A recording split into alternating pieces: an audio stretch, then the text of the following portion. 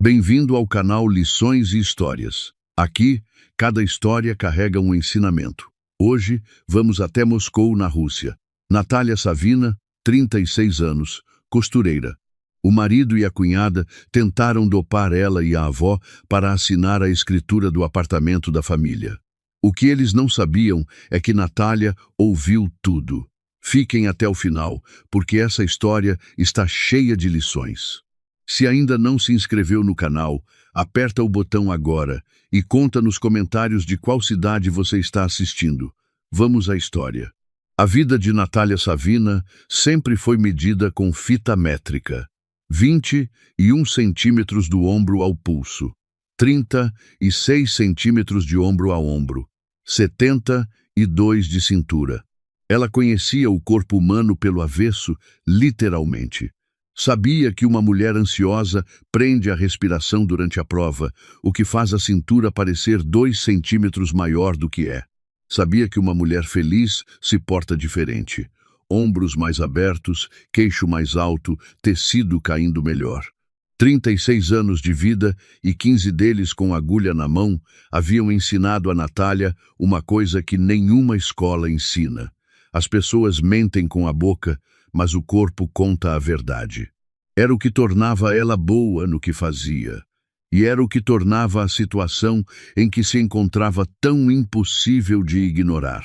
Aqui tem um detalhe que quem é do Brasil talvez não saiba. Na Rússia, costureira de alta costura é carreira levada a sério como qualquer outra. Natália não fazia bainha no corredor do mercado. Ela atendia noivas, executivas, esposas de empresários. No Brasil, a gente conhece bem esse perfil. É a costureira que você consegue o número por indicação, nunca por placa na porta. A mãe de Natália havia sido costureira. A avó materna também. Mas foi o avô paterno, um professor universitário de letras, austero e gentil, que havia deixado o apartamento. Um imóvel grande no centro de Moscou, paredes espessas, pé direito alto, construído nos anos 50. A família chamava carinhosamente de o apartamento do vovô. Ksenia, a cunhada, chamava de outra coisa. Ela chamava de dinheiro. Para quem não conhece, o que na Rússia chamam de apartamento stalinista ou Stalinka é uma categoria especial de imóvel. São prédios construídos entre os anos 30 e 50, por ordem de Stalin, para abrigar a elite soviética. Paredes de meio metro de espessura, tetos de 3 metros de altura, janelas grandes, acabamento em estuque. Hoje, em Moscou, um apartamento desse padrão no centro é uma raridade e vale fortunas. Pensa em algo como um apartamento do Flamengo ou de Higienópolis, mas com a história toda por trás. Quem tem um, guarda com unhas e dentes. O avô de Natália tinha guardado com dignidade. Ela guardava com amor. Taras, o marido, havia guardado em silêncio por 10 anos. E Ksenia, a irmã de Taras, não havia guardado nada. Ela havia planejado tomar. Tudo começou com um buquê de flores. Era uma quinta-feira comum. Natália estava no quartinho que o avô chamava de escritório e que ela havia convertido em ateliê. A janela dava para o pátio interno do prédio e a luz amarela do poste de rua caía oblíqua sobre a mesa coberta de retalhos de veludo verde escuro. Era um vestido para um casamento de novembro. Trabalho sério. Bom dinheiro. Ela havia passado a tarde inteira com a cabeça inclinada sobre a máquina, o tipo de concentração que apaga o resto do mundo. A música baixa no telefone. O cheiro de tecido e goma. Lena na escola até às 6. Marta Ignatievna no quarto, provavelmente dormindo com o tricô nos joelhos. E Taras, previsível como calendário. Chegaria às 7h30, tiraria os sapatos na entrada, jogaria o casaco no puff e iria direto à cozinha esperar o jantar. A chave na fechadura girou. Natália não levantou os olhos. Mas os dedos pararam sobre o tecido. Estava cedo demais. E as passadas no corredor eram diferentes, rápidas, agitadas.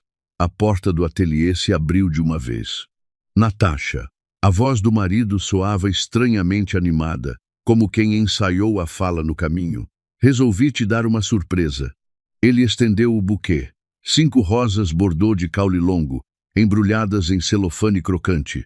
Flores caras. Caras demais para o orçamento que os dois administravam com a precisão de contador. Havia 2 semanas, Natália havia encontrado no bolso do casaco dele um papel amassado, número de telefone, nome de banco, renegociação, escrito à mão. Perguntou. Ele disse que era coisa do trabalho. Ela não insistiu. Mas o papel ficou na memória como grão de areia debaixo do colar. Natália pousou a tesoura na mesa, levantou devagar, como quem não quer perturbar nada, e pegou o buquê. O celofane crocante fez barulho. Ela o segurou por um momento antes de ir até a cozinha buscar um vaso. Deu tempo para olhar para os caules, para as mãos que o seguravam. Voltou ao ateliê com o buquê dentro de um copo de água. Colocou no canto da janela, onde a luz era boa. Sentou, pegou a agulha, mas os olhos ficaram nas flores. Prestem atenção nesse detalhe. Não é a flor que importa, é a mão que segura a flor. Taras apertava os caules com tanta força que os nós dos dedos estavam brancos. Um homem que traz flores com alegria, abre a mão. Um homem que traz flores com culpa aperta. Que bonitas, disse Natália sem se levantar. Obrigada, Taras. Algum motivo especial? Ele deu de ombros, desviando o olhar. Precisa de motivo? Você trabalha tanto? Só quis te alegrar. Ele se aproximou para um beijo na bochecha. Cheirava a tabaco e a algo mais, um conhaque adocicado e barato. Mas o que perturbou Natália não foi o cheiro. Foi o jeito como ele passou pelo corredor em seguida, de lado, evitando o retrato do avô pendurado na parede. Como se o velho professor de letras pudesse descer do quadro e fazer uma pergunta inconveniente. Natália ficou olhando para o buquê por um longo tempo. A intuição de quem vive anos ajustando roupas em corpos que escondem histórias sussurrou com clareza. Alguma coisa está muito errada, mas ela ainda não sabia o quê. Se Taras era o sinal amarelo, Ksenia era o sinal vermelho piscando com sirene ligada. Ksenia Lanskaya, irmã mais nova de Taras, aparecia na vida deles em 2 tipos de ocasião, quando precisava de dinheiro emprestado ou quando tinha uma ideia de negócio que ia mudar tudo. As 2 coisas costumavam coincidir, e as 2 coisas costumavam terminar da mesma forma. Ksenia sumia, o dinheiro não voltava, a ideia revelava-se fumaça. Era o tipo de mulher que entrava numa sala e saía com metade da mobília sem que ninguém conseguisse explicar exatamente quando isso havia acontecido. Ela aparecia uma vez a cada 6 meses. Era suficiente. Uma vez a cada 6 meses é a dose que o corpo humano aguenta de Ksenia sem precisar de médico depois. Mas naquele outono ela estava lá quase todos os dias. E pior, ela havia descoberto a avó. Marta Ignatievna Zieminina, avó materna de Natália, tinha 76 anos e a coluna ereta de quem passou décadas fiscalizando produção em fábrica. Havia criado 2 filhos sozinha nos anos 90, quando a Rússia inteira estava desmoronando. Não era uma velhinha fácil de enganar, mas a idade faz o que faz. Ela dormia mal. As articulações doíam antes da chuva e a vigilância que a manteve de pé por décadas havia ganhado um cansaço novo nos olhos. Certa vez ela disse a Natália, numa conversa sobre o apartamento, em assunto de imóvel, sua mãe só confiava num homem. Gorsky. Trabalhou no registro por anos. Homem reto como régua. Natália nunca havia precisado lembrar disso. Até agora. Ksenia percebeu isso com a precisão de quem fareja fraqueza como profissão. Marta Ignatievna, experimente só um pouquinho. Natália parou no corredor ao ouvir a voz da cunhada vindo da cozinha. Mel puro, sem nenhum traço de sinceridade. É um chá especial. Uma amiga minha trouxe da China. Você vai dormir como bebê, juro, e as articulações param de doer. Se a Marta Ignatievna soubesse o que havia naquele chá, ela teria despejado na cabeça de Ksenia e pedido vodka, mas ela não sabia. Ainda. Taras, fala para ela. Pode tomar, vovó, murmurou o marido, sem tirar os olhos do prato. A Ksênia não vai recomendar coisa ruim. E Natália entrou na cozinha. A conversa parou no meio do ar como cortina de teatro caindo. Taras mergulhou a colher na sopa. Ksênia se abriu num sorriso amplo e completamente frio. Os olhos dela fizeram uma varredura rápida em Natália, medindo quanto ela havia ouvido. Natashinka, estava aqui tomando um chá com a vovó. Quer que eu sirva para você? Sobre a mesa, a xícara da avó fumegava com um líquido escuro. O cheiro chegou até Natália. Hortelã e algo mais, algo metálico, fundo, que não combinava com chá de ervas. Cheira estranho, disse Natália, se aproximando. A reação de Ksênia foi imediata. Um espasmo. Rápido demais para ser ofensa. Rápido demais para ser qualquer coisa além de susto. Que estranho o quê? É erva natural. A voz tinha subido um tom. Você sempre vê problema onde não tem, Natasha. A pessoa vem ajudar de coração e você fica com cara de investigadora. Os dedos de Ksênia estavam manchados de cinza, como quem passou muito tempo segurando moedas velhas ou jornal. O mesmo cheiro metálico. Não precisa beber se não quiser, vovó, disse Natália, colocando a mão no ombro da avó com leveza. Mas eu quero, Natasha. A avó suspirou. Durmo muito mal. E ontem, depois desse chá, dormi de um fôlego só, nem sonhei. Ela fez uma pausa e tomou um gole, como se tivesse caído num buraco. Natália olhou para a xícara. Depois, olhou para Ksênia. A cunhada havia virado o rosto para a janela. 2 dias depois, Natália precisava do talão de garantia da máquina de costura para chamar um técnico. Ela sabia exatamente onde estava. Gaveta debaixo da cômoda do ateliê, pasta azul. Ela era metódica. Cada papel no lugar certo, em ângulo reto com a borda da gaveta. Abriu a gaveta e parou. A pilha de papéis estava levemente torta. O canto do álbum de fotografia sobressaía 1 milímetro. Para um olho alheio, nada. Para Natália, era como se tivessem redecorado a sala inteira. Alguém havia vasculhado ali. No fundo da gaveta, embaixo dos moldes de papel pardo, ficava a pasta com a escritura do apartamento. Natália respirou fundo e tirou a pasta. Estava no lugar, mas estava em cima das outras pastas, não embaixo. Alguém havia aberto, olhado e recolocado às pressas. Ela foi até a sala. Taras estava no sofá, trocando de canal sem ver nada. Você mexeu na minha cômoda. Ele não se virou. Não tenho nada a ver com suas tralhas. Alguém mexeu nos documentos do apartamento. Agora ele se virou. E o que Natália viu no rosto do marido não foi a irritação justa de quem foi acusado sem motivo. Foi outra coisa. Foi o vermelho de quem foi pego. Você está paranoica, disse ele, alto demais. Igual a sua avó. Se precisa de médico, fala. Ele levantou do sofá, se aproximou, a voz subindo mais ainda. Sou dono da casa ou não sou? Se eu quiser pegar um papel, eu pego. Mas não peguei nada. Entendeu? Ele gritava com a intensidade de quem precisa do próprio barulho para se convencer. Taras dizia, minha casa, mas o nome na escritura era outro, sempre havia sido outro. Era exatamente por isso que Ksênia precisava do esquema. Olha a linguagem do corpo. Taras se levantou e foi em direção a ela. Não para explicar, para intimidar. Porque quando a pessoa sabe que a acusação é justa, o instinto é crescer de tamanho e esperar que o outro recue. E Natália recuou um passo. Só um. Mas viu nos olhos do marido, por trás da raiva, um medo animal. O medo de quem está encostado na parede e ainda não sabe que a parede vai ceder. Tudo bem, disse ela baixinho.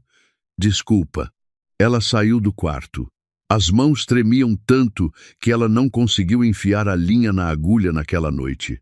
Mas ela escondeu os documentos embaixo do colchão do quarto de Lena, a filha de 8 anos que estava na escola. Pareceu infantil. Era a coisa mais sensata que ela conseguia fazer naquele momento. Esconder coisa importante embaixo do colchão de criança é ridículo na teoria e genial na prática, porque nenhum adulto em sã consciência procura coisa importante embaixo do colchão de criança. A terça-feira seguinte deveria ter sido um dia comum. Ela tinha prova de vestido marcada para as 3 da tarde. Noiva, encomenda grande, boa comissão. Mas ao meio-dia, o telefone tocou. A cliente cancelou. Força maior. Remarcação para o dia seguinte. Natália estava na rua, bolsa no braço, com uma tarde inteira de volta. Ela comprou maçãs na frutaria da esquina e foi para casa. Taras estava no trabalho. Lena, na escola. Ksenia, com sorte, estava em qualquer outro lugar do planeta. E a avó provavelmente dormia. O elevador do prédio velho subiu rangendo até o 4º andar. Natália tirou a chave da bolsa. Não precisou usá-la. A porta estava entreaberta, uma fresta de 2-3 centímetros. O corredor do lado de dentro estava escuro. Elisano Prave. Ela parou na soleira. O saco de maçãs pesava na mão. A primeira explicação que veio foi banal. Esqueceram de fechar. Mas Taras havia saído cedo. A avó não descia sem ajuda. E daquele vão de porta soprava um ar denso, diferente do frio do corredor. Empurrou a porta devagar. As dobradiças que o marido prometia lubrificar há 6 meses gemeram. Vovó, silêncio. Não o silêncio morno de apartamento que descansa. O silêncio cheio, compacto, que abafa o som da geladeira e do relógio da sala. Então o cheiro chegou. Álcool barato. O perfume de Ksenia, baunilha e almíscar. E por baixo de tudo, metálico, pesado, o mesmo cheiro que havia emanado da xícara da avó dias antes. Só que agora era forte. Como se tivessem derramado o líquido direto no assoalho. Marta Ignatievna, o saco de maçãs caiu. As frutas rolaram pelo corredor com um baque surdo. Natália entrou. A sala estava de cortinas fechadas. Uma faixa estreita de luz vinha do corredor e cortava o tapete persa no meio. E dentro daquela penumbra, deitada no chão, com os braços abertos e os cabelos grisalhos espalhados no tapete, estava a avó. Vovó, Natália foi de joelhos. O telefone escorregou do bolso e bateu no parquet. Os dedos tremiam tanto que ela mal conseguia desbloquear a tela para chamar o socorro. Ela estendeu a mão para o pulso da avó. E a mão da avó subiu como mola e agarrou o pulso de Natália com uma força que não tinha nada de inconsciente. Os olhos de Marta Ignatievna se abriram. Não havia névoa de morte neles. Havia lucidez, havia frieza, havia medo controlado. O tipo que não paralisa, que organiza. Quieta, ela sibilou, mal movendo os lábios. Sem barulho, deita aqui do meu lado. Você vai entender quando o seu marido entrar.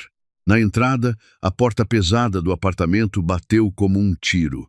1, 2. A chave rodou 2 vezes no cadeado. Natália não pensou. O instinto chegou antes da razão. Ela se jogou no tapete ao lado da avó, virou o rosto para o veludo velho que cheirava a lã e a poeira, fechou os olhos e obrigou o coração a desacelerar. Era impossível. O coração não obedeceu. Passos no corredor. 2 pares. Um pesado e arrastado. Taras. Outro em salto. Rápido e confiante. Ksenia. Entraram sem tirar os sapatos. A sujeira da rua avançou pelo apartamento que havia pertencido ao avô. Eu falei. A voz de Ksenia soava como quem acabou de ganhar uma aposta. Silêncio de cemitério. Avustando, Dri. Meu Deus. A voz de Taras tremia. Elas estão mortas? Ksenia, você exagerou na dose. Para de falar bobagem. A irmã cortou seca. É clofelin com tranquilizante, não é veneno. Estão dormindo. Sono medicamentoso profundo. Temos umas 5 horas, no mínimo. Olha, o tórax sobe e desce. Bem devagarzinho, do jeito que tem que ser. Aqui tem um detalhe importante. O clofelin é um medicamento para a pressão alta que na Rússia ficou tristemente famoso por ser usado em golpes. Diluído em bebida, derruba e apaga a memória. No Brasil, o equivalente é a escopolamina, o chamado Boa Noite Cinderela. A diferença é que o clofelin some do sangue muito mais rápido, o que dificulta qualquer perícia posterior. Foi escolhido com cuidado. E a Natália? Taras baixou a voz. Deveria estar na prova. Mas se voltou antes e tomou o chá com a avó, melhor ainda. Menos trabalho. O que você quer dizer com menos trabalho?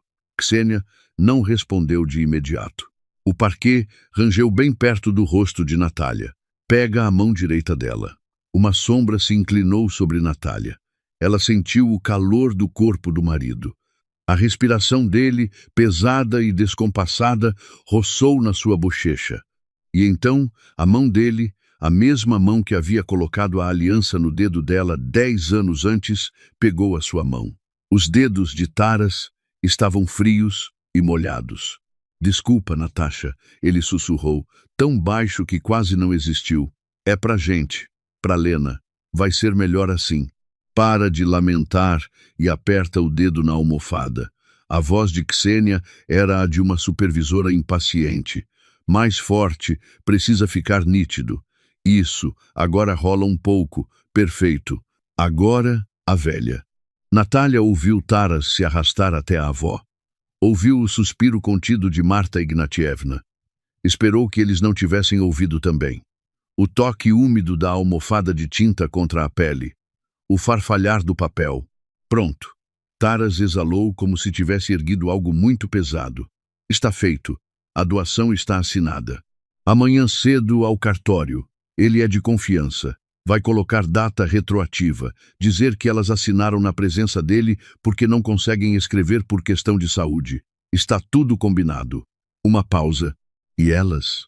A voz de Taras havia ficado ainda mais baixa, como se ele soubesse que a pergunta era suja e queria que ela ocupasse o menor espaço possível no ar. O que acontece quando acordarem? A Natália não faz nada.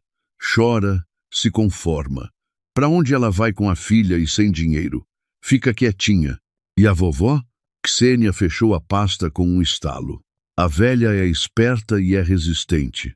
Essas duas coisas juntas são um problema. Encontrei um lugar em Zareche, uma casa de repouso. Barata, comida básica. Não pedem documentos, não fazem pergunta. Daqui a uma semana, quando a papelada estiver registrada, a gente leva ela para lá. Falamos que a demência piorou, que ficou agressiva. Num lugar desse, 1 mês, 2. E o problema se resolve sozinho. Silêncio. Se resolve sozinho, repetiu Taras, como se estivesse tentando entender o que as palavras significavam. Isso. Ksênia soou impaciente com a lentidão do irmão. Vamos para a cozinha. Tenho conhaque no carro. A gente acabou de resolver o futuro da família. Os passos se afastaram. A porta da cozinha fechou. Copos tilintaram. Por trás dos olhos fechados de Natália, uma coisa foi morrendo devagar. Não era amor.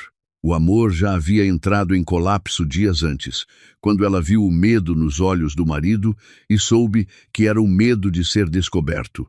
O que morreu naquele tapete foi a última possibilidade de que ela havia exagerado, inventado, imaginado. Não havia imaginado nada. Marta Ignatievna apertou o cotovelo da neta. Levanta, disse ela, só com os lábios. Devagar. Vamos para a varanda. Elas se levantaram como duas sombras. Natália sentiu os joelhos como algodão, as pernas sem osso. Guiou a avó pelo caminho mais curto até a porta da varanda e girou a maçaneta milímetro por milímetro. O mecanismo velho cooperou, silencioso. A varanda dava para o pátio interno. Crianças brincavam embaixo, um cachorro ladrava longe. A vida continuava, completamente alheia ao que havia acabado de acontecer no quarto andar. Natália encostou a testa no vidro frio. As lágrimas vieram sem aviso. Silenciosas, amargas, o tipo que não pede licença. Eles queriam te mandar para um asilo para você morrer lá, ela sussurrou, engolindo soluços. Taras. Ele estava do meu lado. Ele segurou minha mão. A avó tirou um lenço do bolso do cardigan. com cheiro de lavanda, e enxugou o rosto da neta com firmeza, sem delicadeza excessiva. Chega! A voz dela não tinha tremor de velhice. Era a voz de quem criou filhos em tempo de crise. Lágrima não resolve. Mas, como você estava acordada? Você tomou o chá? Tomei? Não. A avó disse com a brevidade de quem guarda segredo há dias. Fazia uma semana que eu despejava aquele chá no vaso da samambaia, quando a Ksênia virava as costas. A samambaia está morrendo, mas eu estou bem. Ela piscou uma vez, seca. Quando ouvi a chave na porta hoje à tarde, deitei no chão antes que eles entrassem. Uma antiga, da fábrica. Quando não sabe o que vem pela porta, finge que não está lá. Funcionou em 92. Funcionou hoje. Mas o que a gente faz, vovó? Não temos como provar nada. Os documentos estão com eles. As contas do banco. Escuta. A avó pegou a mão de Natália e levantou o polegar manchado de tinta em direção à luz do poste. A mancha estava ali, preta como carimbo. Isso não é sujeira. Isso é a sentença deles. Natália olhou para o próprio dedo. Depois, olhou para a avó. Se a gente fugir agora, Ksênia ganha. Ela registra a doação, vende o apartamento, embolsa tudo e a gente fica na rua sem um rublo. Entende? A avó endireitou a coluna. Então não vamos fugir, vamos ficar. Vamos tomar o chá deles, rir das piadas deles e fingir que dormimos e não nos lembramos de nada. Somos as ovelhas perfeitas. Como eu consigo olhar para ele, vovó? Consegue. Pela Lena consegue. Você não é mais esposa agora, Natasha. Você é atriz. O palco é esse apartamento. A personagem é uma mulher ingênua que não desconfia de nada. E os lobos não sabem que a ovelha está de olho aberto. Na cozinha, a gargalhada de Ksênia atravessou a porta fechada. A avó olhou na direção do som. Em 10 minutos voltamos para o tapete e acordamos. Ela apertou a mão da neta. E você vai ser tão boa que o Stanislavski, lá do outro lado, vai bater palma. Natália respirou fundo o ar frio de outubro. A tarde estava pegando aquele tom cinza que em Moscou antecede o inverno como aviso. Ela olhou para as mãos. O tremor havia cedido. No lugar do medo entrava outra coisa, mais fria, mais controlada, mais perigosa. Ela enxugou o rosto com a manga. Estou pronta, disse ela. Então vamos. A avó já virava o cabo da porta. E sorri quando acordar. Acorda com uma dor de cabeça. Mulher cansada que dormiu sem querer. Nada mais. Naquela noite, Natália precisou fingir sono enquanto Taras entrou no quarto cambaleando e ficou parado ao lado da cama por um tempo que ela não conseguiu medir. Ela sabia que ele estava lá pelo cheiro de conhaque misturado com o suor frio de quem passou horas com culpa no estômago. Ele passou a mão no ombro dela uma vez, devagar. Ela não se mexeu. Manteve a respiração lenta, regular, de quem não sabe de nada. Mas por baixo do lençol, a mão dela apertava o tecido da cama com tanta força que as pontas dos dedos latejavam. Era isso que separava ela de um colapso completo. Aquele punhado de lençol amassado que ninguém via. Foi a coisa mais difícil que ela fez na vida até aquele momento. A manhã seguinte chegou com o barulho de louça na cozinha. Normal, doméstico, envenenado. Natália levantou, colocou o roupão e foi ao banheiro antes de aparecer para a família. No espelho, a mulher que a olhou de volta estava olhada. Pele sem cor, olhos fundos. Mas a boca, ela treinou a boca. Relaxou o queixo, soltou os maxilares. Deixou o cansaço aparecer naturalmente, porque o cansaço ao menos era real. Na cozinha, Lena comia aveia balançando as pernas na cadeira. Taras estava do outro lado da mesa, com o rosto estufado de quem não dormiu e bebeu demais. Ele olhou para Natália quando ela entrou e ela viu a pergunta relampejando nos olhos dele. Ela sabe? Ela lembra? Ela percebeu? Bom dia. A voz de Natália saiu rouca, perfeita para a personagem. A cabeça está latejando. Ela manteve a mão direita fechada no colo.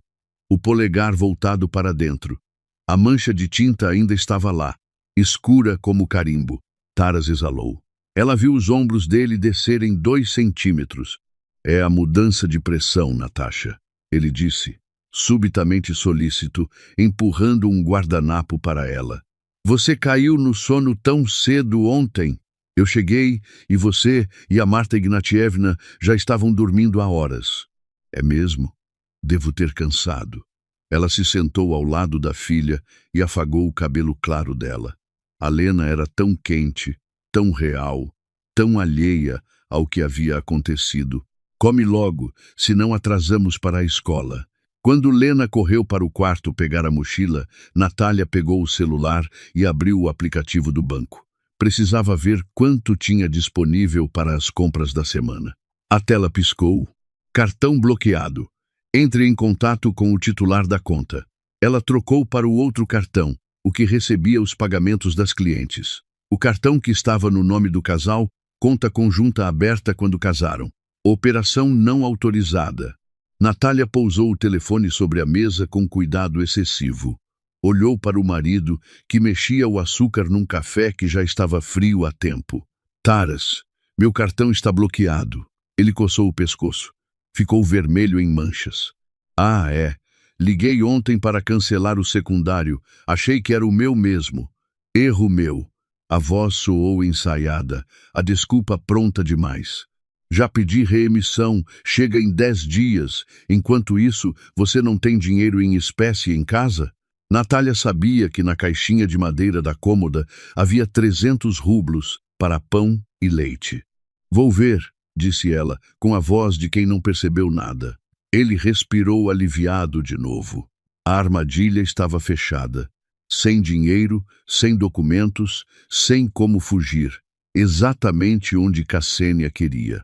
Mas Ksenia ainda não havia calculado a variável que estava sentada na poltrona do quarto, tricotando com as agulhas paradas, esperando. Natália foi até o quarto da avó e fechou a porta. Bloquearam as contas. Ela sussurrou. Não temos nem para uma passagem de ônibus. A avó levantou o olhar das agulhas que não se moviam. Eu sei. E a polícia não vai adiantar. Não tenho prova nenhuma. Lavei a marca do dedo com pedra pomes até clarear. A gravação que eu teria de ter feito não existe. A palavra deles contra a minha, e o Taras vai dizer que sou louca. A Ksenia vai confirmar. Posso perder a Lena. A avó sentiu, lento. Por isso não vamos à polícia agora. Vamos buscar o que a polícia precisa para agir. Como? Vi o Taras sair de pijama e voltar de terno hoje cedo. Não foi ao trabalho. Natália piscou. Ele foi ao cartório. Então os documentos passaram pela mão do notário. Temos que saber quem é esse homem e o que exatamente foi assinado. Isso é o começo. Natália ficou quieta. Por um momento, eu vi o nome no envelope quando fingi ajustar a gravata dele, disse ela. Notário Semionov. Tem um carimbo no canto. Os olhos da avó se estreitaram. Semionov eu conheço de nome. Homem escorregadio desde os anos 90. Se ele está no meio disso, é porque recebe bem para correr riscos. Ela assentiu para si mesma. Vá ao centro de multisserviços, o que eles chamam aqui de meu documento. Verifique o status do apartamento. Use uma justificativa de trabalho para não levantar suspeita. Para quem é do Brasil e não conhece, o centro de multisserviços, ou meu documento, é o equivalente russo ao nosso poupa-tempo multiplicado por 10. Você resolve quase tudo em um único lugar. Documentos, registros, certidões, escrituras, impostos. Na Rússia, a burocracia imobiliária passa por um órgão chamado Rosreestro, que é o registro de propriedade. É por lá que qualquer transferência de imóvel precisa ser oficializada. Enquanto o registro não aparece no sistema do Rosreestro, o apartamento ainda é seu. Um segundo depois que aparece, não é mais. Natália foi. O prédio de vidro e concreto cheirava a café instantâneo e espera. Ela pegou uma senha, sentou em plástico duro entre uma mãe com carrinho e um senhor de macacão e esperou com a bolsa no colo e o coração na garganta. Guichê 12, anunciou a voz mecânica. Ela se levantou. A atendente atrás do vidro era jovem e tinha o olhar vago de quem processou formulários demais em dias de menos. Natália identificou o endereço do apartamento, apresentou o documento e pediu para verificar o status de propriedade. A moça bocejou e digitou: sem registros pendentes. Situação regular. Natália fechou os olhos por meio segundo. Ainda não haviam dado entrada. Ainda dava tempo. Nat, e se alguém entregar uma escritura de doação, quanto tempo leva para registrar? Padrão é de 7 a 9 dias úteis. A atendente continuou olhando para a tela. Se vier pelo notário de forma eletrônica, pode ser 3 dias. 3 dias. Natália saiu do guichê e foi para o corredor onde ficavam as salas de consultoria. Precisava de um advogado, mas não tinha dinheiro para um. Estava andando sem destino, quando viu uma placa meio apagada na última porta do corredor. Arquivo. Consultas sobre questões fundiárias. D. A. Gorski. Ela não sabia por que parou. Talvez fosse o silêncio que vinha da porta entreaberta, diferente do barulho do salão. Talvez fosse o sobrenome, que ressoou como algo familiar, sem ela saber de onde. Ela bateu. Se é sobre o erro cadastral do sítio Berioska, já disse que não é comigo, resmungou uma voz rouca do interior da sala. Não é sobre isso, disse Natália. Pausa. Entre.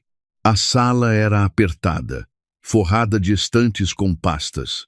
Atrás de uma mesa coberta de mapas e planos, sentava um homem de idade, sobrancelhas espessas e grisalhas, óculos na ponta do nariz, colete de tricô.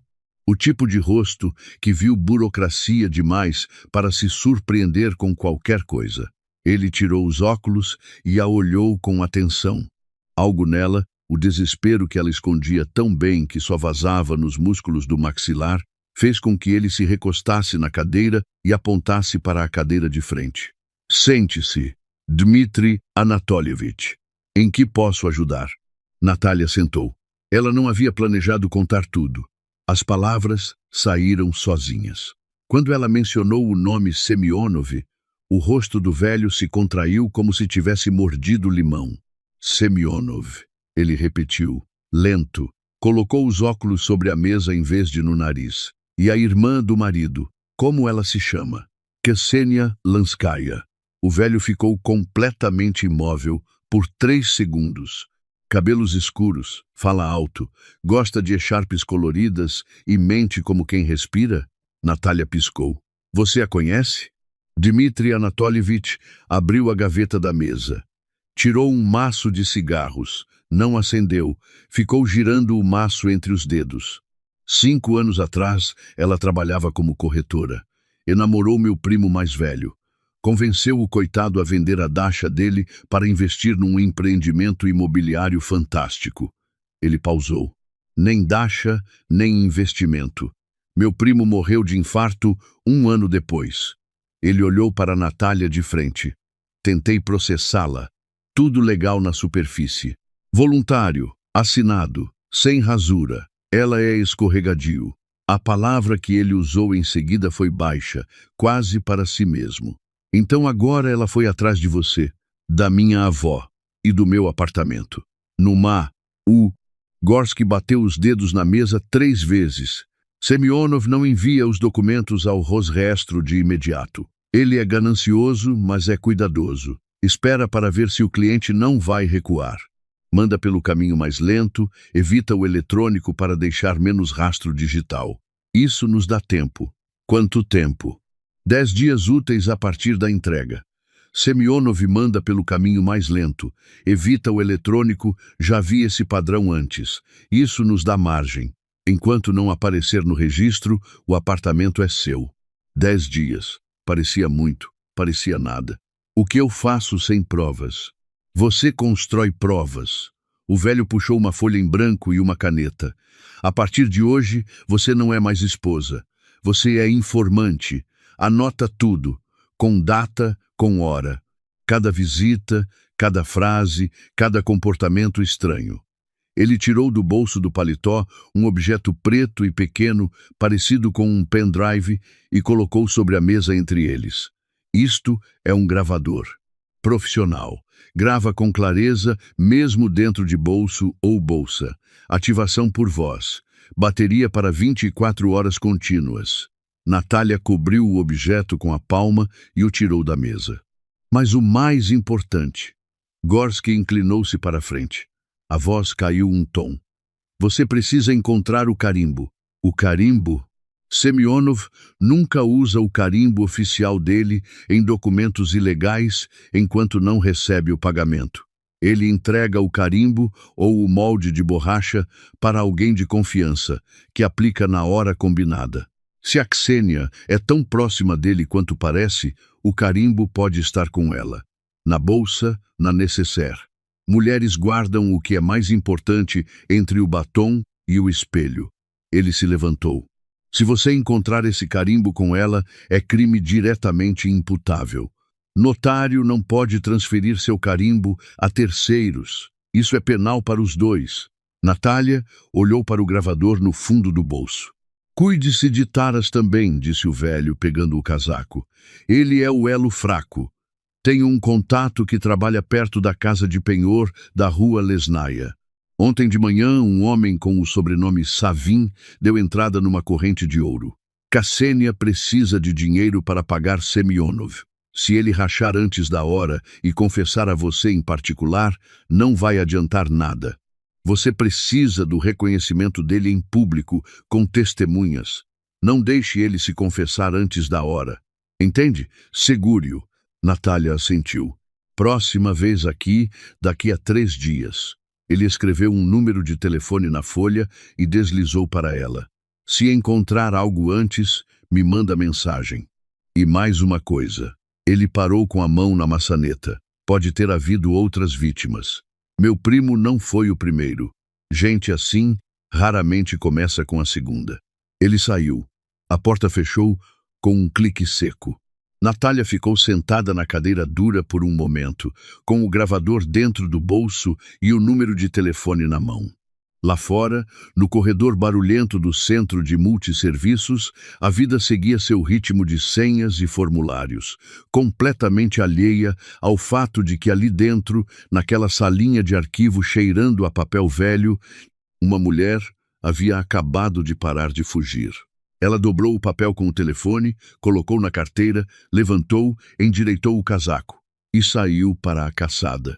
De volta ao apartamento, enquanto a avó dormia e Lena ainda estava na escola, Natália foi ao ateliê, empurrou a máquina de costura para o lado e abriu a cavidade no fundo da mesa onde guardava as ferramentas. Tirou o gravador do bolso. Tirou também o bloco cinza que havia comprado na papelaria da esquina, pequeno, sem graça, o tipo que ninguém olha 2 vezes. Abriu o bloco. O toque da caneta no papel soou firme. Data: 14 de outubro. Objeto: Ksenia Lanskaya. Taras Savin. Evento: visita ao notário Semyonov. Meta: anular a doação e reunir provas de estelionato. Prazo: 10 dias úteis. Ela fechou o bloco, trancou a cavidade e empurrou a máquina de volta no lugar. Lição que a Natália aprendeu mais cedo do que deveria, e que vale para a gente também. O momento de se organizar não é quando o incêndio já tomou a casa inteira. É quando você cheira a fumaça e ainda não sabe de onde vem. Quem anota, quem registra, quem guarda, tem arma quando chega a hora. Quem confia na memória, confia em areia. A porta da frente abriu. Taras chegava do cartório. Natasha? Ele chamou do corredor, com voz de alguém verificando se o campo está limpo. No ateliê, ela respondeu, sem levantar os olhos da máquina que havia fingido estar usando. Pode entrar. Ele apareceu no vão da porta, gravata ainda no pescoço, paletó no braço. Olhou para ela. Ela sentiu o olhar varrer a sala em busca de qualquer coisa fora do lugar. Tudo bem? Perguntou ele. Cabeça ainda dói um pouco. Ela massageou a têmpora com 2 dedos, sem exagero, a dose certa de desconforto real. Mas o trabalho não espera. Ele ficou parado mais 3 segundos do que o necessário. Depois assentiu, pendurou o paletó no gancho do corredor e foi para a cozinha. Natália esperou ouvir a torneira abrir. Aí ela soltou o ar que havia prendido nos pulmões. Fechou o bloco, trancou a gaveta, levantou e foi até a janela do ateliê. No pátio, lá embaixo, um menino chutava uma bola contra o muro com a regularidade de metrônomo. Ela ficou olhando por um momento. Havia algo no ritmo dele que ajudava. Ponto a ponto, movimento a movimento, não a história inteira de uma vez. 2 dias depois, Ksenia ligou avisando que passaria para a prova do vestido às 3 da tarde. Natália disse que estaria esperando. Desligou o telefone. Ficou olhando para a parede do ateliê por exatamente 30 segundos. Depois, foi até a almofada de alfinetes em forma de tomate vermelho, verificou que o gravador estava carregado e a bateria cheia e a recolocou no centro da mesa de trabalho como se fosse um enfeite de sempre. Preparou café, arrumou a sala, pendurou o vestido esmeralda no cabide mais visível, sob a luz boa da janela, porque Ksenia sempre chegava procurando razão para reclamar e era mais fácil não dar nenhuma. 10 minutos antes das 3, Natália foi ao banheiro e olhou para o espelho. Treinou o rosto uma vez, relaxou o maxilar, abriu o ombro. A personagem de sempre. Mulher que costura, que agradece indicações, que serve chá. Nada mais. A campainha tocou. Natália abriu a porta com o rosto de profissional que tem agenda cheia e encaixou a visita como favor. O vestido era de cetim esmeralda, encomendado pela própria Ksenia com a justificativa de um jantar de negócios. Natália sabia para que era de verdade. Era o vestido da celebração, o traje escolhido para o momento em que ela chegaria na frente da família com os documentos do apartamento nas mãos e contaria que havia ficado com tudo. Aqui o narrador precisa parar para que a gente aprecie a ironia. Ksenia encomendou o vestido da vitória à mulher que planejava derrotar. A vítima aceitou, com sorriso, com alfinetes na boca. E com ódio suficiente para furar o cetim inteiro, mas mãos firmes o bastante para não desperdiçar nenhum ponto. Isso se chama sangue frio, ou talvez amor de mãe tomando a forma mais fria que conhece. Um pouco mais justo na cintura, Natasha. Ksenia girava diante do espelho da sala com a satisfação de quem já se vê em outro lugar. Quero que todo mundo veja que emagreci. Vou marcar aqui. Natália enfiou o alfinete no tecido com precisão cirúrgica. Mais 2 milímetros e teria atravessado a costela. Ela escolheu os 2 milímetros certos. Você sabe que essas cortinas estão horrorosas, disse Ksenia, olhando para o veludo verde escuro das janelas. Muda para um linho claro, abre o ambiente todo. São as cortinas que o vovô escolheu. Exatamente o problema. Ksenia bufou com carinho fingido. Tem que viver o futuro, Natasha. O futuro. Em breve vai ter muita coisa nova por aqui. Natália ficou de joelhos atrás dela, ajustando a bainha, e não disse nada. O gravador estava dentro da almofada de alfinetes, a grande em forma de tomate vermelho que sempre ficava no centro da mesa de trabalho, ativado por voz, gravando cada sílaba. Chá! Ofereceu Natália quando terminou a prova. Aquele que você trouxe da China. Eu tenho dormido tão bem com ele. A vovó também. Obrigada por cuidar da gente, Ksenia. O rosto da cunhada se abriu como flor ao sol. A última faísca de suspeita que ainda piscava nos olhos dela se apagou de vez. É claro que cuido. Somos família. Ela abraçou Natália pelos ombros e o perfume de baunilha e almíscar envolveu as duas. Para a família, tudo. A almofada de alfinetes registrou cada palavra. Naquela mesma noite, Ksenia recebeu uma ligação enquanto fumava na varanda. A porta estava entreaberta. Natália estava na cozinha, parada junto à parede, com o gravador no bolso do avental e a respiração contida. Eu sei que o prazo está chegando, Ksenia falava alto, segura de que o barulho da rua lá embaixo absorvia tudo. O Semyonov disse que está pronto. O carimbo está comigo. Eu mesma vou aplicar quando ele der o sinal. Os pagamentos chegam na segunda-feira. Estou vendendo o apartamento.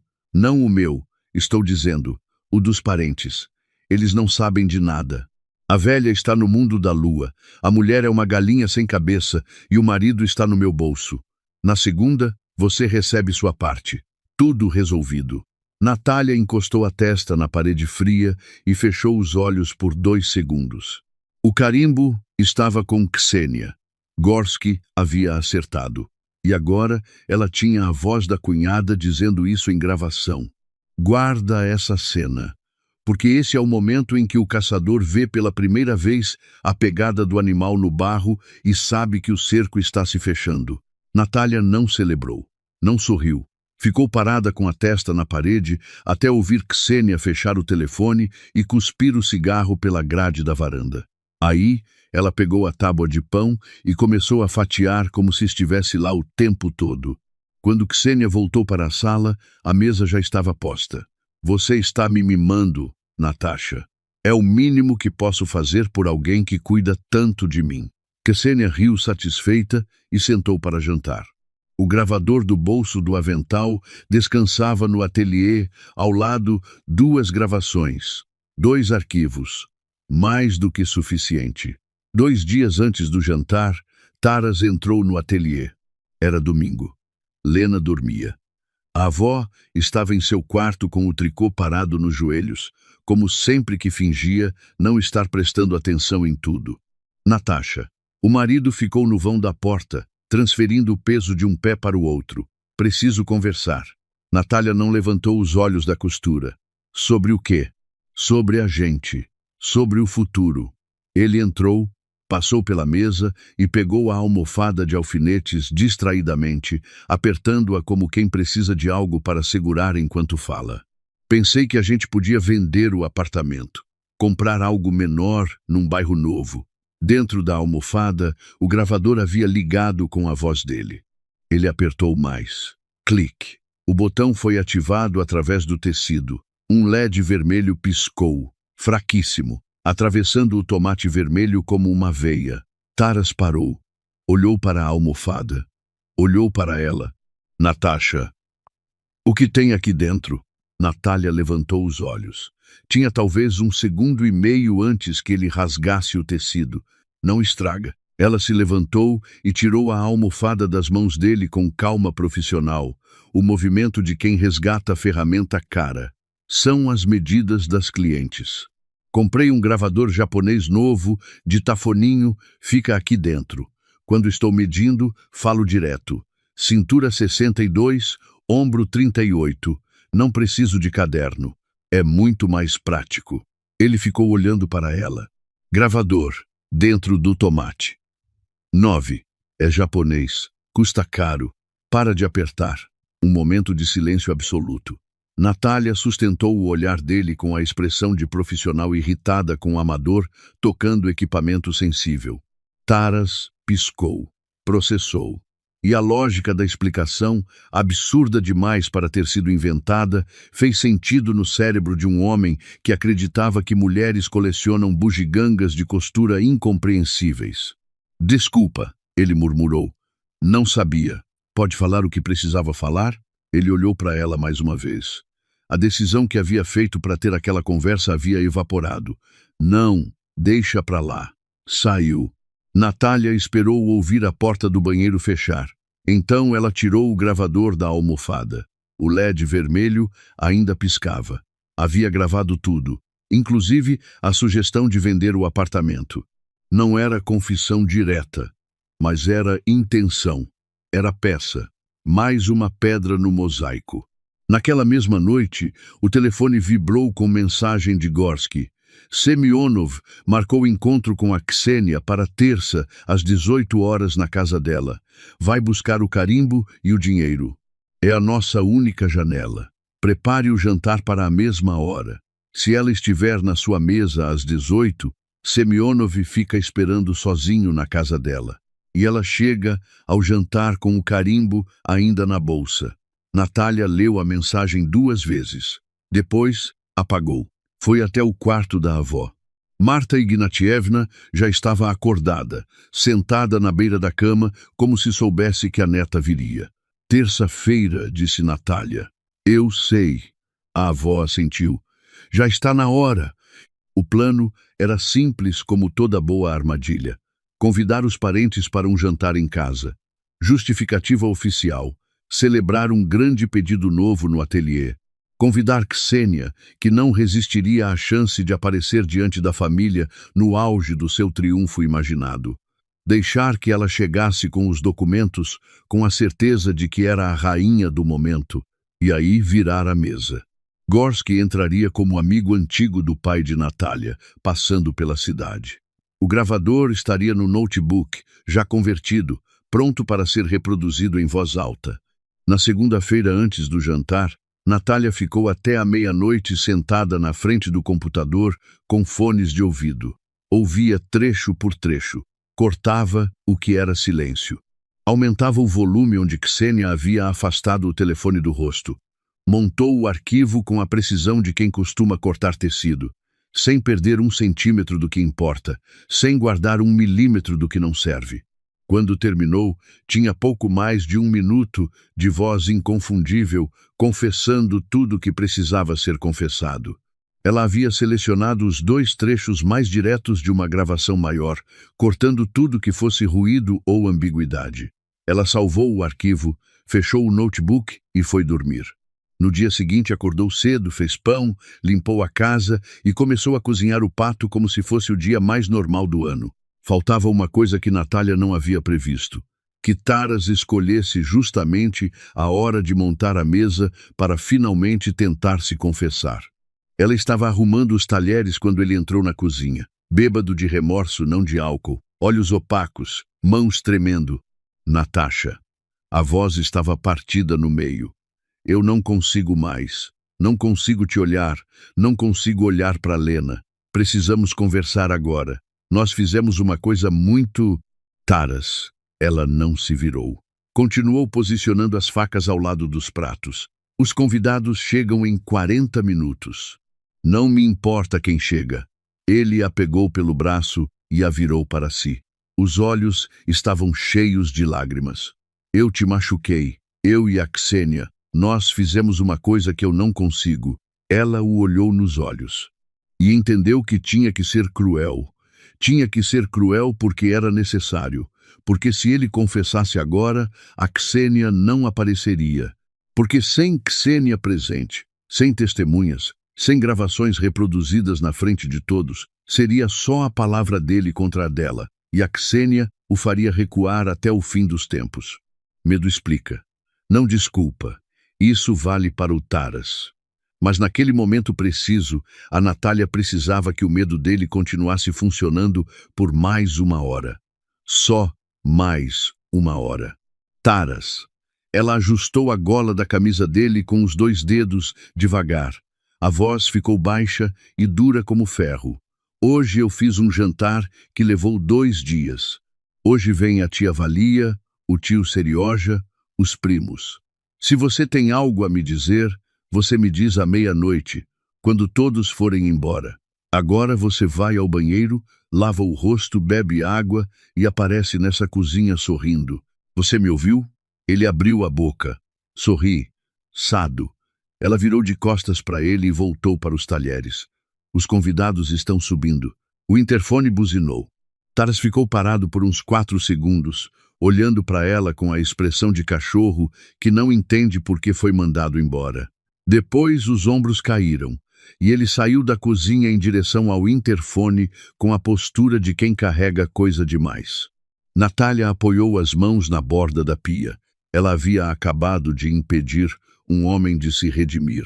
E sabia disso. E precisou engolir o nojo de si mesma como se engole remédio amargo, rápido, sem mastigar. Depois, endireitou as costas, colocou o sorriso de anfitriã no rosto e foi receber os convidados. A sala foi enchendo de gente. Tia Valia com o batom vermelho de sempre. Tio Serioja, tio de criação de Natália, o mais velho dos que apareciam em todo aniversário e velório da família, com a voz de baixo que fazia os copos vibrar. O primo Misha, 24 anos, que chegou com uma garrafa de vinho que era obviamente cara demais para ele ter comprado e que ele entregou a Natália com o orgulho de quem esperava uma placa de bronze em troca. Misha era daqueles rapazes que nunca falam na hora certa, sempre falam na hora errada, e que mesmo assim são do tipo que a família carrega junto para todo lado, porque pelo menos ele faz o número na mesa. Os outros primos chegaram junto, trazendo histórias que todos já conheciam e contando como se fossem novidade. Lena, de saia nova, circulando entre as pernas dos adultos com a seriedade de quem acha que entende das conversas. Dmitri Anatolievich chegou às 18h30 com cravo no punho e paletó passado, a encarnação perfeita do velho amigo de família. Ele beijou a mão de Marta Ignatievna, que recebeu o gesto com uma dignidade rainha, que deixou Natália sem entender por um segundo se a avó o conhecia de antes ou se era simplesmente assim que Marta Ignatievna recebia qualquer homem educado. Natália Vitorovna. Ele curvou levemente a cabeça. Como sua mãe você ficou. Seu pai estaria orgulhoso. Ela o abraçou e sentiu, debaixo do paletó, o volume de uma pasta com documentos. Que bom que conseguiu vir, ela disse. Ele piscou para ela rápido e murmurou apenas para ela. Trouxe o histórico do Semyonov.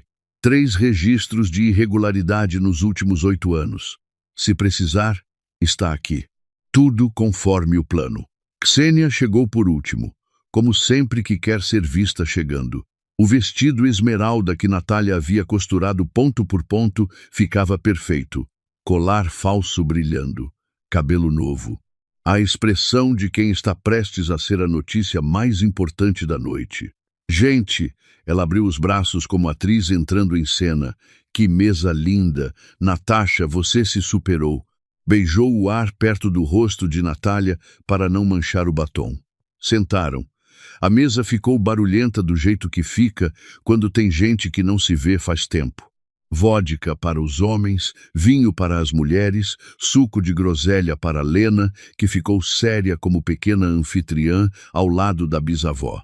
Natália serviu, perguntou das crianças de quem tinha, ouviu piada do tio Serioja, riu na hora certa. O notebook estava sobre a escrivaninha da sala, coberto com uma toalha bordada. O arquivo estava aberto, o volume no máximo. Ela havia ensaiado pressionar a barra de espaço. Taras bebia mais rápido do que comia. O 3º copo de vodka havia ido antes do prato principal. A conversa já estava no dessert quando Ksenia se endireitou na cadeira e pousou a taça com o gesto de quem vai fazer um brinde que importa. Sabe, pessoal, a voz dela subiu sobre a mesa. Não é à toa que estou tão animada hoje. A conversa foi se apagando. Eles a olharam. Resolvi minha situação de moradia. Ela sorriu com os dentes todos. Vou dizer que foi um presente de pessoas que me querem bem. O olhar dela cruzou com o de Taras por uma fração de segundo. Uma ordem disfarçada de olhar. Tenho os documentos aqui. Ela abriu a bolsa que ficara no encosto da cadeira e tirou a pasta de veludo azul escuro. Guardem esse momento. Ksenia havia planejado cada detalhe. O vestido, a chegada atrasada, o anúncio guardado para depois do jantar. Ela queria que a família a visse no pico. Queria ser lembrada como a mulher que soube se virar, que conseguiu o que os outros não conseguiram. O problema é que armar um espetáculo significa depender de um palco, e o palco estava sob o controle de outra pessoa. Ksenia. A voz de Natália cortou o ar da sala limpa e direta, sem subir um tom. Ksenia parou com a pasta na mão. Que notário assinou esses documentos? O sorriso de Ksenia titubeou pela primeira vez da noite. Que pergunta estranha, Natasha. Por quê? Responde, por favor. Natália estava de pé. Não havia se levantado com drama. Simplesmente estava em pé, como quem se levanta para pegar sal e aproveita para encerrar o mundo de alguém. O notário é o Semyonov? Valery Petrovich Semyonov? O vermelho do batom ficou muito visível contra o branco do rosto de Ksenia. De onde você tirou esse nome? A voz havia perdido o verniz de anfitriã. Ficou rasposa, animal. E o carimbo que está na sua bolsa. Natália começou a contornar a mesa com passos lentos. O carimbo que o Semyonov transferiu para você ilegalmente. O que você está guardando para aplicar quando ele der o sinal? Kênia se levantou de repente. A cadeira raspou no chão. As pessoas ao redor pararam de respirar. Você está inventando coisas. Ela projetou a voz para a sala toda, tentando recuperar o palco. Está bêbada. Está com ciúme. Olha ela. Taras, faz o favor. Ele não vai dizer nada.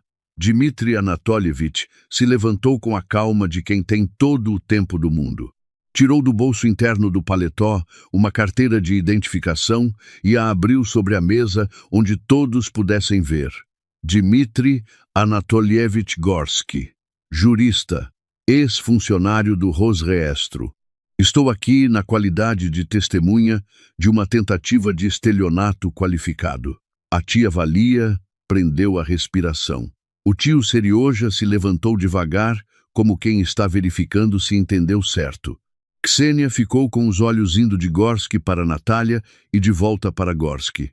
Como alguém que chegou para uma peça de teatro e de repente percebe que está dentro do palco, não na plateia.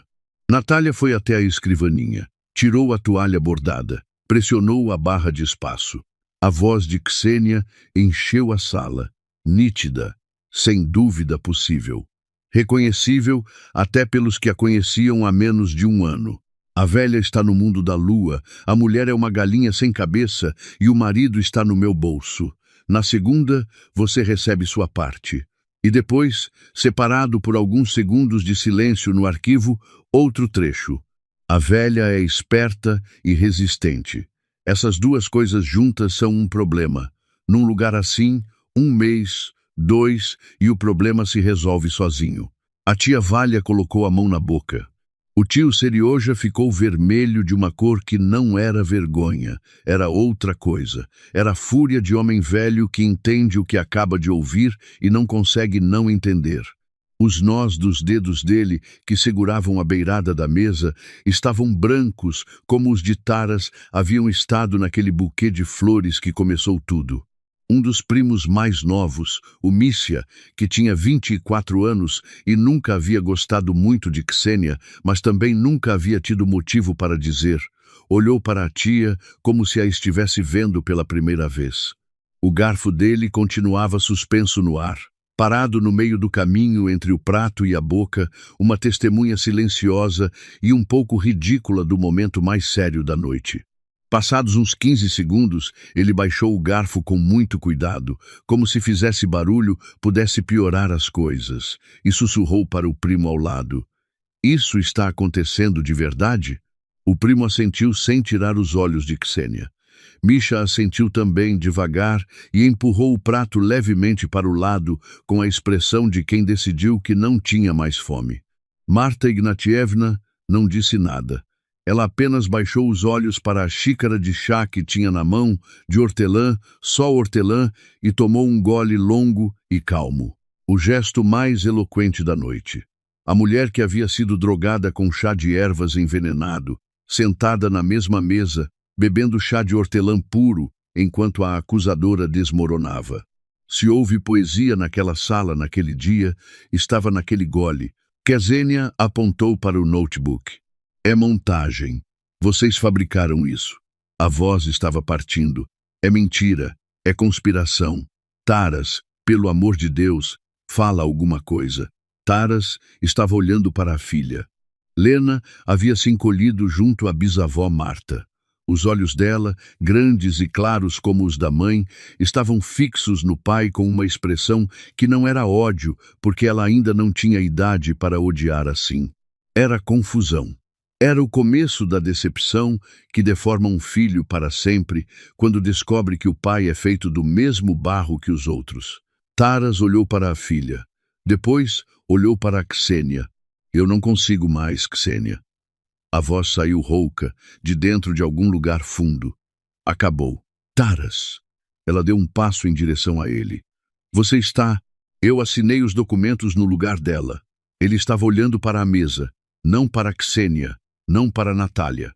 para a toalha de linho que a bisavó havia bordado décadas atrás. Segurei a mão da minha mulher enquanto ela estava inconsciente e pressionei o dedo dela no papel. Eu fiz isso. Silêncio total. Depois disso, o tio Serioja disse apenas uma palavra. Curta, definitiva. O tipo de palavra que fecha uma porta para sempre. Fora. Ksenia olhou ao redor. Cada rosto na sala tinha virado para ela com uma expressão diferente, mas todas variações do mesmo sentimento. Nojo. Não a raiva quente que passa. O nojo frio que não passa nunca, que reorganiza a memória retroativamente e faz a pessoa rever cada momento compartilhado com quem a causou. Ela tentou uma última vez. Vocês não entendem o contexto. Eu estava desesperada. As dívidas, a situação... Escreve. Gorsky colocou papel e caneta na frente dela com um gesto neutro de tabelião. Confissão escrita. Renúncia à doação. Compromisso de afastamento desta família. Agora, na presença de testemunhas. Ou chamo a polícia e você sai daqui em outro meio de transporte. Para quem não sabe como funciona, na Rússia, uma confissão escrita em presença de testemunhas civis tem peso legal considerável, especialmente quando acompanhada de gravações e de um ex-funcionário do registro de imóveis como testemunha qualificada. Não encerra o processo criminal, mas cria um documento que torna a anulação da doação automática e imediata. No Brasil, o equivalente mais próximo seria uma escritura de distrato lavrada em cartório. A diferença é que aqui Gorsky sabia exatamente como redigir para que nenhum juiz tivesse dúvida. Ksenia pegou a caneta. As mãos tremiam tanto que a assinatura ficou irreconhecível como assinatura, mas completamente reconhecível como confissão de alguém que perdeu. Ela escrevia apertando demais a caneta, as letras saindo gordas e tortas, como de criança que ainda não aprendeu a segurar. A mulher que havia chegado naquela sala 2 horas antes, como rainha que vinha buscar seu trono, estava assinando a própria derrota com a mão que mal a obedecia. Guardem esse detalhe. A caligrafia diz tudo que a voz tenta esconder. Taras assinou em seguida, sem que ninguém precisasse pedir. Gorsky recolheu a pasta de veludo com a naturalidade de quem sabia exatamente o que fazer com ela. Quando Ksenia saiu, foi com a velocidade de quem teme que a porta se feche antes que ela passe. Pegou a bolsa, empurrou a cadeira, atravessou a sala sem olhar para ninguém. Chegou até a porta e abriu. O tio Serioja disse apenas baixo e definitivo, não volta. Ela parou por meio segundo com a mão na maçaneta. A cabeça estava levemente inclinada para o lado, como quem ouviu, mas não vai confirmar que ouviu. Depois saiu. A porta fechou com o clique seco de quem empurrou com o cotovelo, porque as mãos ainda tremiam. O tio Serioja ficou parado no centro da sala, olhando para o lugar onde ela havia estado, como quem está verificando se o ar voltou a ser respirável. Taras ficou para trás. Ele olhou para a filha. Lena estava com o rosto enterrado no ombro de Marta Ignatievna, e a avó segurava a menina sem dizer nada, a mão espalmada nas costas dela com um movimento circular lento de quem embala. Lizotka, ele chamou, baixo. Lena não se mexeu. Ele ficou parado com os braços ao lado do corpo, os ombros curvados para dentro, o menor que um homem adulto consegue ficar. Reparem nesse homem. Não é o vilão da história. O vilão foi embora pela porta. O Taras é outra coisa, mais triste e mais comum. É o covarde que, quando confrontado com o caminho certo e o caminho fácil, escolheu o fácil. Ksenia havia prometido a ele uma parte da venda do apartamento. Não era muito, mas era suficiente para quem já estava afogado em dívidas que Natália nunca soube. E que agora descobre, tarde demais, que o caminho fácil tinha pedágios que ele não havia lido no contrato. Você vai embora agora, Taras. Natália estava de pé diante dele. Não havia ódio na voz dela. Havia algo mais árido. O esgotamento de quem já sentiu tudo que havia para sentir a respeito de uma pessoa e chegou ao fundo. Pega o que você precisa para hoje. O resto você combina para buscar. Natasha. Eu posso explicar. Não pode. Ela não levantou a voz. Você explicou tudo quando colocou meu dedo no papel. Vá embora. Ele olhou uma última vez para a filha. Lena finalmente levantou o rosto do ombro da bisavó, olhou para ele com aqueles olhos grandes e virou de novo. Taras colocou a mão no rosto e saiu. A porta fechou. A tia Valia foi a primeira a se mover. Ela foi até Natália, a abraçou com os 2 braços e ficou assim sem dizer nada por um tempo que foi exatamente o necessário. Depois, baixinho, disse: Chora agora, menina. Pode. E Natália chorou. Não o choro contido da varanda. 10 dias antes, com a avó segurando o queixo dela. Este era diferente. Era o choro de quem aguentou o elástico esticado além do limite e finalmente pode soltar. Era o choro que faz doer o diafragma e que, quando passa, deixa a pessoa mais leve do que estava antes de começar a chorar. Marta Ignatievna ficou sentada com Lena no colo, acariciando o cabelo da bisneta, e tomou o primeiro gole do vinho que havia ficado intocado a noite toda. Ficou bom esse vinho, Dmitri Anatolievich. É georgiano. O velho jurista sentou de volta na cadeira com o cuidado de quem poupa os joelhos. Caqueti, para ocasiões que merecem. Essa merece, disse a avó. 1 ano passou.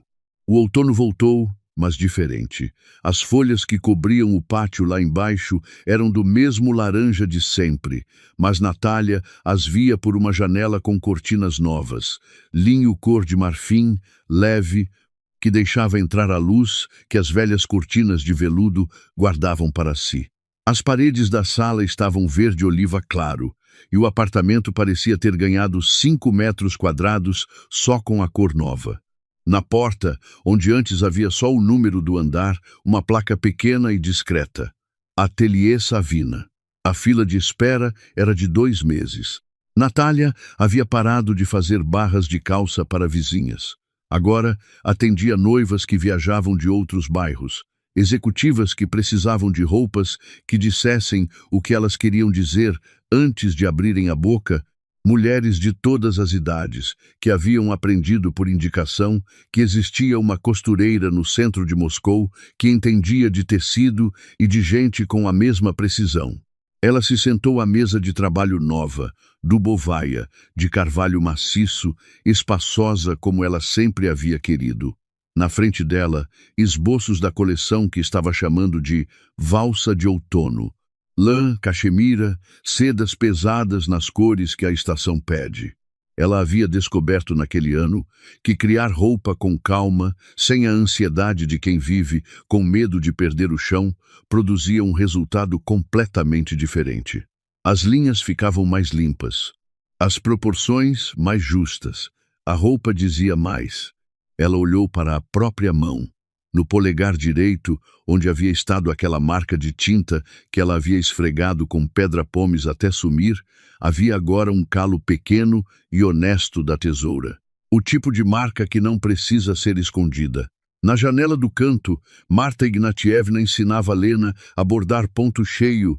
A menina tinha a língua levemente para fora da boca, concentrada, o que era o único sinal de esforço que ela se permitia demonstrar quando achava que ninguém estava olhando. Não corre, minha menina. A voz da avó tinha o tom de quem já disse aquilo 1000 vezes e vai dizer outras 1000 com o mesmo prazer. Ponto a ponto certinho, na vida igual. Igual ao papai? Perguntou Lena sem levantar os olhos da palhinha. A sala ficou quieta por 1 segundo. Parecido sim, disse a avó sem hesitar. Seu pai se apressou, quis um atalho bonito, trocou os fios errados. Aí o bordado desanda e tem que desfazer tudo. Lena processou isso com a seriedade de quem tem 9 anos e leva as explicações dos adultos mais a sério do que os adultos supõem. E dá para refazer? Sempre dá. Marta Ignatievna ajustou o bastidor nas mãos da bisneta. Mas o fio já não fica igualzinho, fica marcado. Lena assentiu como se isso resolvesse uma questão interna que havia estado aberta e voltou ao bordado. De Taras chegavam notícias esparsas. Havia ido trabalhar numa cidade do norte, turno de 1 mês dentro, 1 mês fora. Os alimentos chegavam irregulares e pequenos. Não havia pedido para voltar. Talvez soubesse que não adiantaria. Ou talvez soubesse que a resposta seria a mesma de uma janela de cozinha com cortinas de linho que ele havia ajudado a mandar embora sem entender que estava fazendo isso. De Ksenia, nada. A reputação no mercado imobiliário havia se dissolvido com a velocidade que boatos entre profissionais do mesmo ramo costumam se dissolver. Nenhuma imobiliária a recebia. Diziam que trabalhava num mercado de bairro, num setor diferente do que havia escolhido para si mesma toda a vida. Gorski aparecia aos sábados. Chegava com jornais para a avó, balas para Lena e sentava na cozinha para uma discussão longa e animada com Marta Ignatievna sobre política, preços de utilidades e o estado geral da civilização. Eram batalhas intelectuais de dois velhos que haviam vivido muito e formado opiniões muito firmes sobre tudo, conduzidas com o prazer de quem finalmente encontrou um adversário à altura. De Semyonov, Natália soube pelo próprio Gorski, numa tarde de março, enquanto tomava um chá na cozinha. O notário havia sido afastado pelo conselho disciplinar da categoria, com base no histórico de irregularidades que Gorski havia protocolado ainda na semana seguinte ao jantar. Não era prisão, mas era o fim do carimbo, e para um homem cujo único poder estava na caneta, era o suficiente. O primo Misha mandava mensagem de vez em quando, sempre a mesma coisa. "Tô passando bem, você tá bem?" Como se precisasse verificar que o mundo ainda estava de pé depois daquele jantar. Natália respondia que sim, era suficiente para ele. Misha era simples assim, e naquele ano simples havia virado uma qualidade rara. Natália às vezes parava no vão da porta da cozinha, com uma xícara na mão, e os ouvia. Havia algo nos olhos da avó nesses momentos que ela não havia visto lá em muito tempo. Não era amor, ou pelo menos não o amor que precisava de nome ainda. Era algo mais simples, era brilho. Marta Ignatievna, 77 anos, era uma mulher inteligente demais para ficar sem interlocutor e velha demais para fingir que não ligava. Lição que a vida de Natália ensina e que vale guardar. Pessoas resistentes não são as que não sangram. São as que, depois de sangrar, limpam o curativo, verificam se o osso está inteiro e voltam ao que precisam fazer. Natália chorou na noite do jantar. De verdade. E na manhã seguinte estava de pé antes das 7, com café passado e lista de clientes sobre a mesa. Ela não perdoou Taras. Não no sentido em que perdão significa esquecer ou diminuir. Mas ela parou de carregar o ódio como bagagem de mão. Porque bagagem de mão ocupa as mãos, e ela precisava das mãos para trabalhar. Natália se levantou da mesa e foi até a janela. Lá embaixo, o pátio estava coberto de folhas que o vento varria em redemoinhos preguiçosos. Uma criança perseguia um cachorro. Um senhor empurrava uma bicicleta velha pela calçada com a placidez de quem não tem pressa nenhuma. A vida acontecendo no seu ritmo, alheia a tudo. Ela pensou no dia em que havia chegado naquela porta e encontrado a fresta. O saco de maçãs pesando na mão. O cheiro que chegou antes de qualquer imagem. O momento em que a vida que ela conhecia morreu no tapete persa junto com a avó, que fingia estar morta. Ela era outra mulher agora, não melhor ou pior no sentido moral, diferente, como tecido que passou pelo processo de acabamento e ficou mais firme, mais difícil de rasgar, sem perder o toque macio do avesso. "Mãe." A voz de Lena veio do canto. "Olha." Natália virou. Na palhinha branca, uma flor pequena havia aparecido. Vermelha, 5 pétalas, cada uma com o tamanho de uma impressão digital. Não era perfeita. Um pétalo ficara ligeiramente mais estreito que os outros. Mas era real, era feita à mão e estava lá. "É linda", disse Natália. Ela se agachou e beijou a filha no topo da cabeça. Um verdadeiro trabalho de mestre. "Tem um pétalo torto." O pétalo torto é o que faz parecer feito por gente e não por máquina. Natália endireitou e olhou para a avó. "É a verdade, né, vovó?" Marta Ignatievna examinou o bordado com os óculos descidos no nariz, séria como perita. Verdade, ela confirmou. Imperfeição com intenção não é erro, é estilo. Ela devolveu o bastidor para a menina. Mais um florzinha, agora sem língua para fora.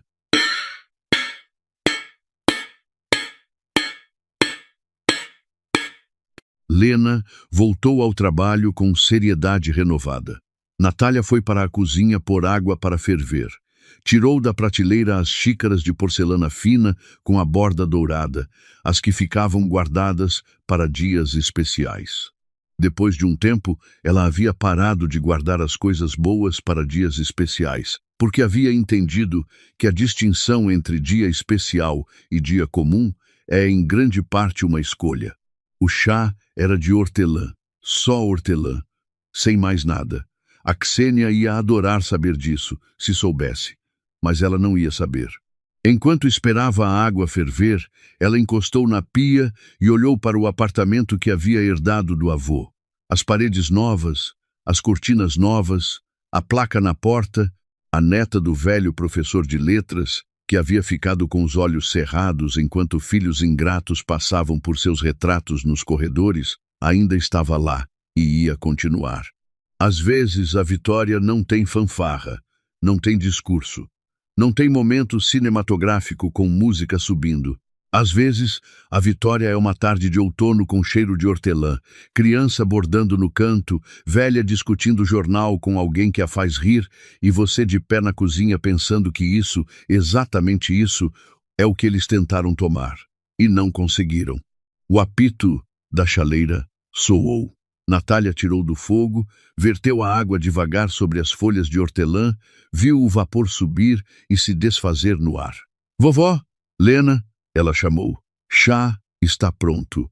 E a tarde continuou, simples e inteira, como merecia. Caro ouvinte, chegamos ao fim da história de Natália. Uma mulher que aprendeu, da forma mais dura possível, que as pessoas raramente mostram suas intenções com palavras. Mostram com gestos pequenos, a forma como seguram um buquê, a pressão com que apertam um ombro, o ângulo em que recolocam um papel numa gaveta. Natália era costureira, sabia ler detalhes como poucos. E no dia em que precisou usar essa habilidade para algo além do tecido, ela usou. Mas há uma pergunta que fica no ar, e eu gostaria de ouvir sua opinião sobre ela. Natália fez certo em impedir Taras de se confessar antes do jantar? Ela manipulou o marido para garantir o desfecho que queria, exatamente como Ksenia fazia.